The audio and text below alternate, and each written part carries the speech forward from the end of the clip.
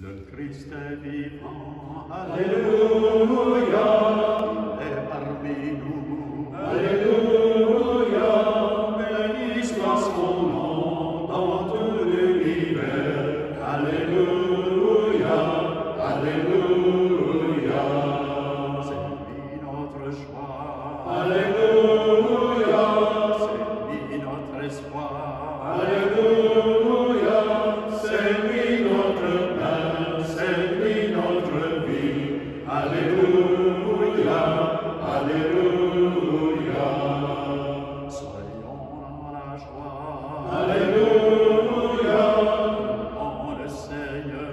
Alléluia. Il nous a aimés, il nous a sauvés.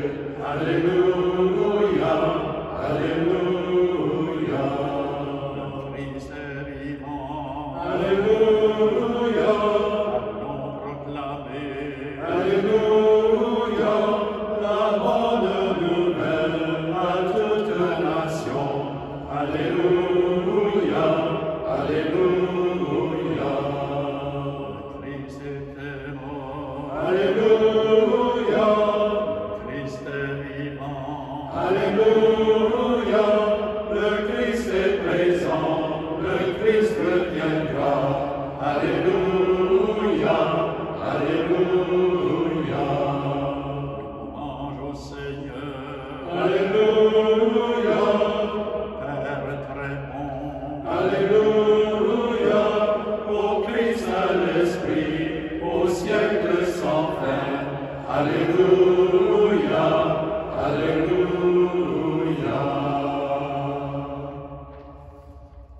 Chers frères et sœurs, bienvenue chez les franciscains. Nous sommes très heureux de vous accueillir encore une fois et de partager un temps de prière avec la parole de Dieu. Notre Père nous a envoyé son Fils Jésus-Christ comme berger pour nous protéger et pour nous guider et finalement pour nous sauver. Jésus est la porte d'amour et du salut. Entrons ensemble dans l'amour de notre Père par la porte de vie qui est Jésus-Christ. Prions. Seigneur Dieu, tu nous as envoyé ton Fils unique, Jésus-Christ, pour nous protéger et pour nous sauver. Il est notre berger et nous sommes ses brebis. Et nous reconnaissons qu'il est la porte de la vie éternelle. Conduis-nous à cette porte par ta miséricorde et aide-nous à cheminer dans un vrai chemin vers toi. Surtout dans cette situation difficile de confinement.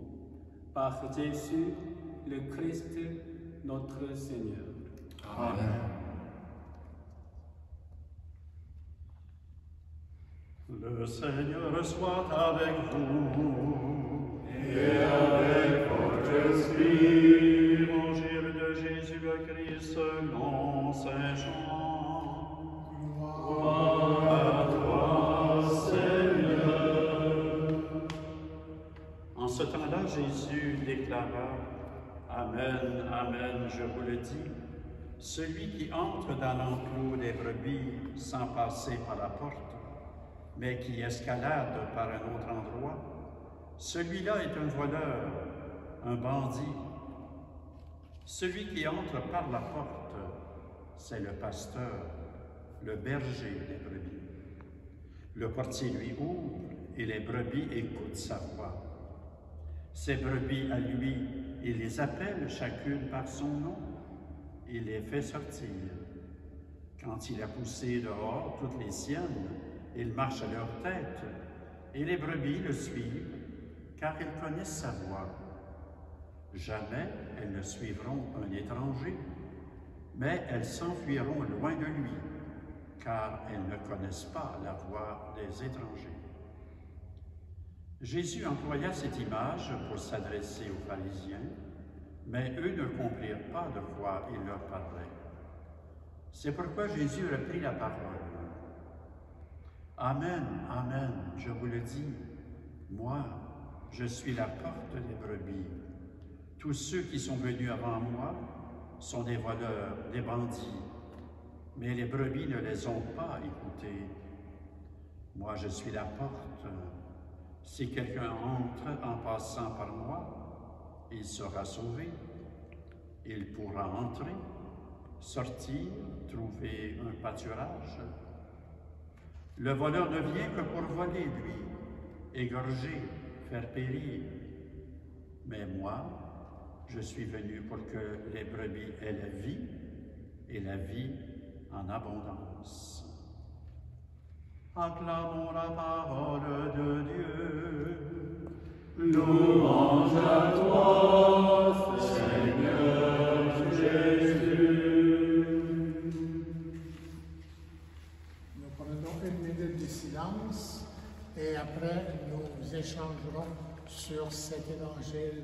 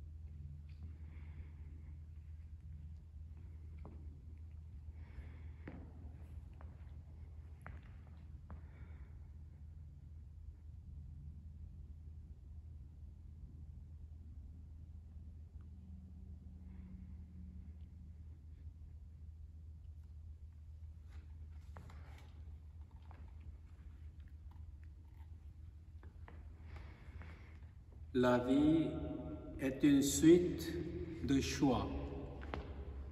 On choisit quelque chose de petit et de grand tous les jours sans arrêt. Et le choix est très important car après le choix, il doit y avoir des conséquences. Autrement dit, la vie est une suite de réponses aux questions qui nous demandent de choisir la meilleure chose. Pour bien répondre aux questions, on a besoin d'écouter une voix véritable qui est la voix de notre berger, au lieu d'écouter la voix d'un voleur et d'un bandit. Comment pourrait-on écouter la voix du berger qui est Jésus-Christ? Il y aurait plusieurs réponses à cette question. Mais tout d'abord, il faut méditer en présence de Dieu, surtout dans le silence.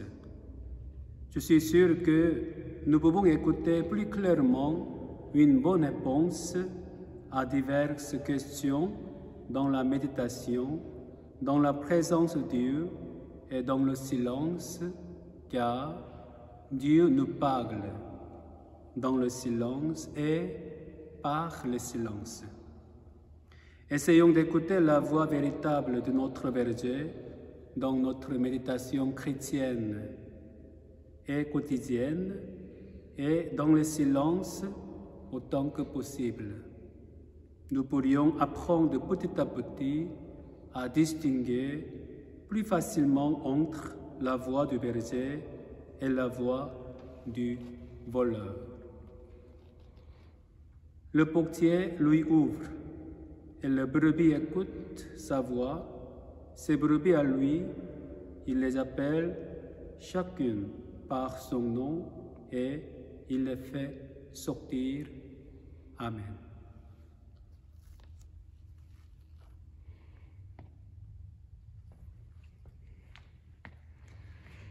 Dans le passé, je suis allé en Inde plusieurs fois.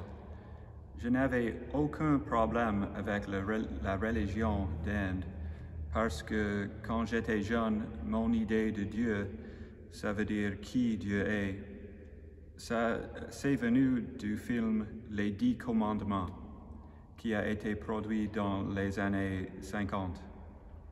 Le Dieu dans ce film n'a pas un nom, n'a pas eu un nom. Il est le Dieu de tous les peuples, partout dans le monde. Donc pour moi, je n'ai aucun problème avec la religion d'Inde. Oui, il y a des fraudeurs en Inde, j'ai vu quelques-uns, mais il y a beaucoup de monde sain, humble, honnête, qui disent la vérité. Chaque fois que je suis allé en Inde, je suis rendu visite à un homme très saint.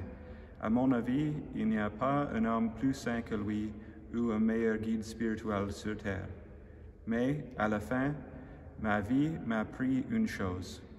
Je suis né chrétien et j'appartiens à Jésus. Il y a une porte dans mon cœur. C'est la porte vers la paix, l'amour et la vérité. Et cette porte, c'est Jésus. Dans le passé, j'ai voulu rester en Inde. J'ai voulu trouver un autre parcours. J'ai fait beaucoup d'efforts dans ma vie. J'essayais très fort. Je poussais très fort. Mais Dieu m'a appris que la chose la plus importante, c'est de me souvenir que je suis le brebis de Jésus et il est mon pasteur. Il m'a connu avant ma naissance. Je suis le sien. Il n'y a qu'une seule porte pour moi, c'est Jésus.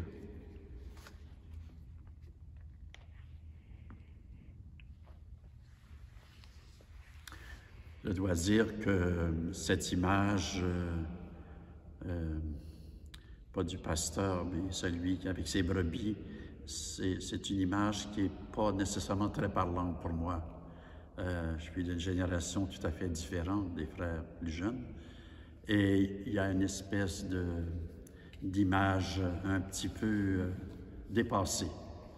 Mais le mot « guide » pour moi a plein de sens. Donc Jésus s'offre à moi comme un guide pour me conduire vers le Père, lui qui est la source de la vie et vers lequel, avec le Christ, je marche dans cette vie éternelle qui est déjà là, commencée, mais qui n'est pas accomplie. Dans ma vie, il y a eu des personnes qui ont été un guide pour moi.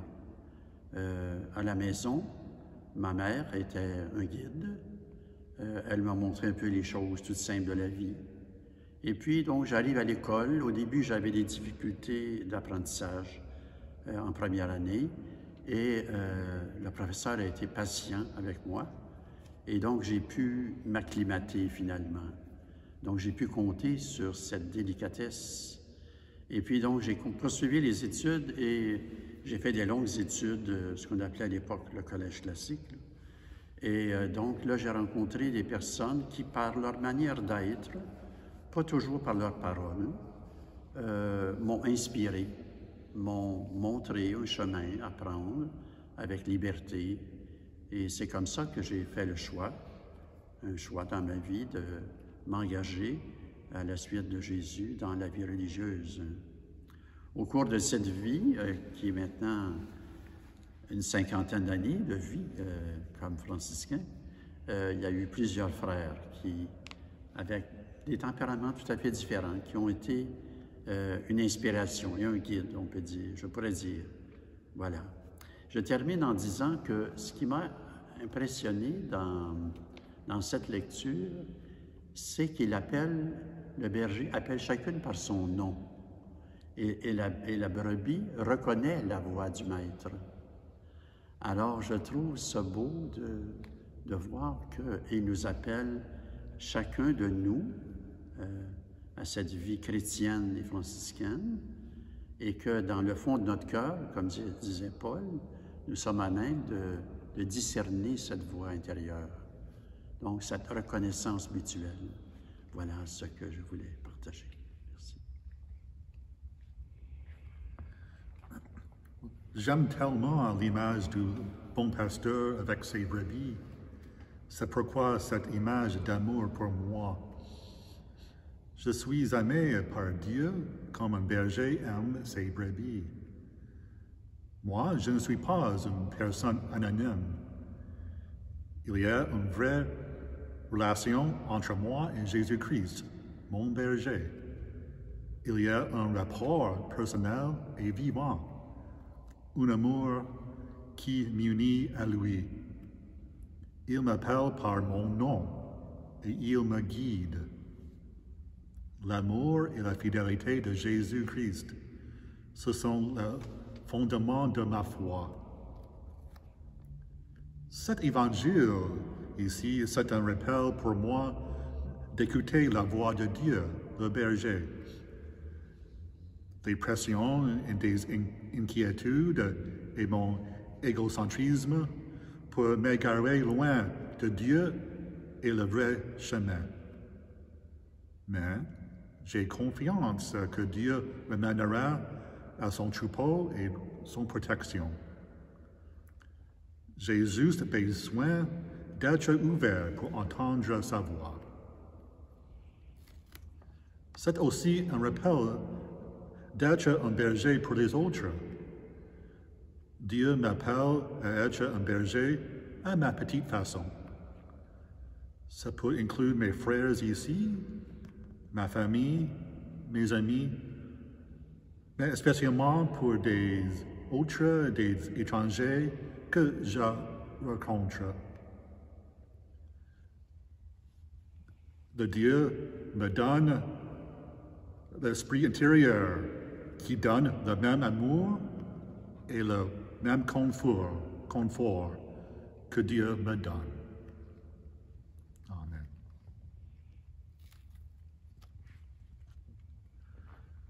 Pour moi, Jésus, il est la porte. Mais aussi, je pense que la porte est l'amour aussi. Et, si on n'utilise pas la porte, on utilise une autre chose, on utilise la force, peut-être, ou une autre chose, et ce n'est pas correct. Dans mon avis et mon expérience, je trouve que quand je n'utilise pas d'amour, il y a résistance et un peu de dommage aussi avec ça. Et ça veut dire pour moi, je veux rester en amour parce que Jésus, il est la porte et il habite dedans moi aussi. Et je veux que toutes mes actions aient l'amour dedans. Sinon, ce n'est pas les vraies actions et ce n'est pas bien pour les interactions avec les autres. Merci.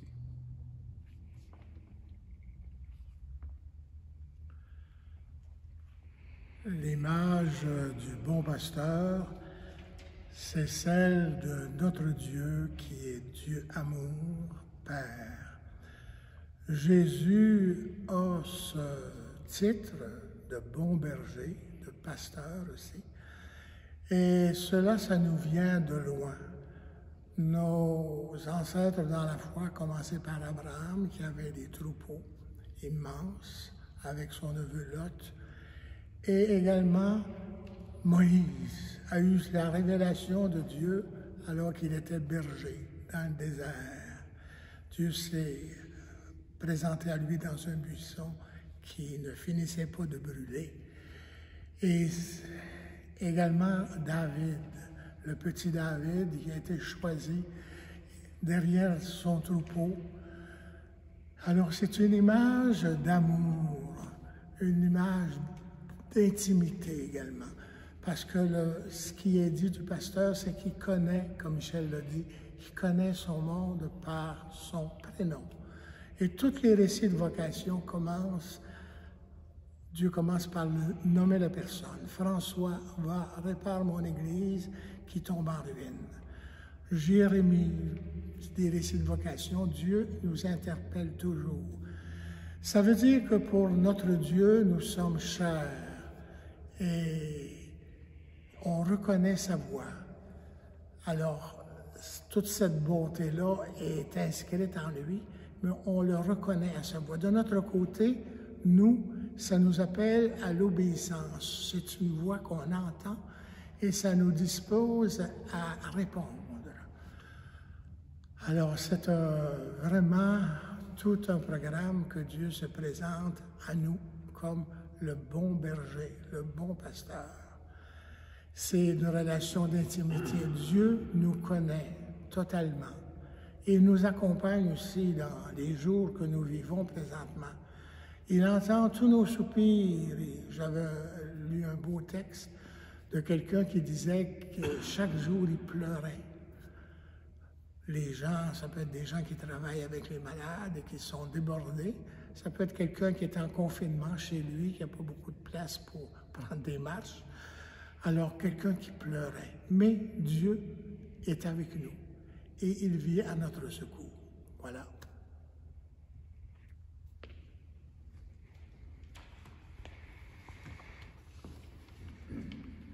Tu es mon berger, ô Seigneur, rien ne saurait manquer, où tu me conduis. Tu es mon berger, ô Seigneur, rien ne saurait manquer, où tu me conduis. Dans tes verts pâturages, tu m'as fait reposer, et dans tes eaux limpides, tu m'as désaltéré. Tu es mon berger, ô Seigneur, rien ne saurait manquer, où tu me conduis. Vers ta justice sainte, tu traces mon sentier, pour faire mieux connaître ta gloire et ta bonté. Tu es mon berger, ô Seigneur, rien ne saurait manquer, où tu me conduis. Ta grâce et ta lumière sans fin me poursuivront, et jusqu'en ta demeure un jour m'introduiront. Tu es mon berger, ô Seigneur, rien ne saurait manquer, où tu me conduis.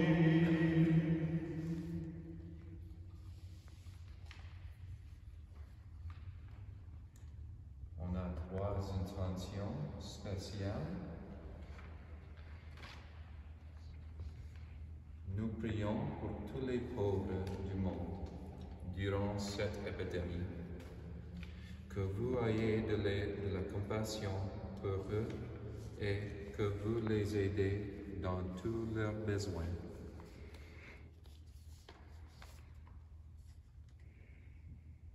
Nous prions pour les malades, particulièrement ceux qui souffrent du virus COVID-19. Nous prions pour leur guérison et pour qu'ils connaissent le confort de Dieu. Nous prions aussi pour les soignants, les médecins, les infirmiers qui travaillent dans des maisons, hôpitaux, centres d'hébergement, de soins longue durée, etc. Nous prions pour leur sécurité et la paix de Dieu dans leur travail quotidien.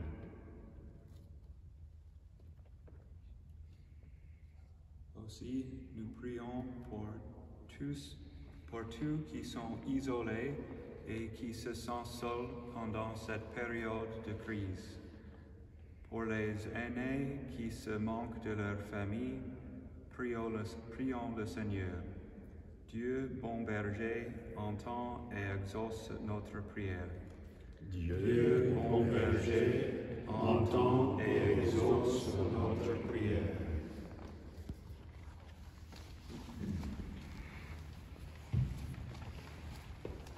Notre Père qui es aux cieux, que ton nom soit sanctifié, que ton règne vienne, que ta volonté soit faite sur la terre comme au ciel. Donne-nous aujourd'hui notre pain de ce jour.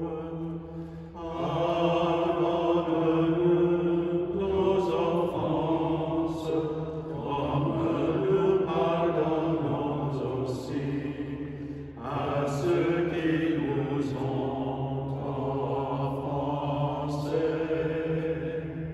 Et ne nous laisse pas entrer en tentation, mais délivre-nous du mal.